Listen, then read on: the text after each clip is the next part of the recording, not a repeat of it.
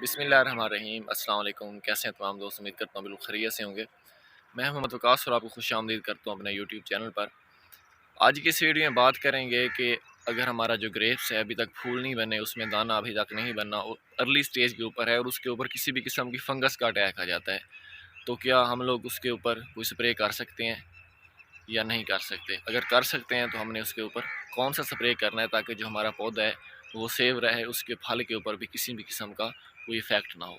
जी दोस्तों, अगर आपके जो प्लांट्स हैं वो इस स्टेज के ऊपर हैं, आज 18 मार्च 2023 है, तो अगर इस स्टेज के ऊपर हैं तो फिर आपने अपने पौधे के ऊपर, अगर आप लोग चाह रहे हैं कि फंजीसाइड स्प्रे कर दें या फिर एहतियातन कर दें या फिर इसके ऊपर किसी भी किस्म की फंगस का अटैक आ जाता है, तो फिर आप लोग इसके ऊपर स्प्रे कर सकते हैं। लेकिन इसी स्टेज के ऊपर अगर 3 से 4 दिन बाद ये जो है ये खुलना शुरू हो जाएंगे, इसमें से फूल निकलेंगे, पोलिनेशन का अमल होगा और उसके बाद इसके जो फल बनना स्टार्ट हो जाएगा।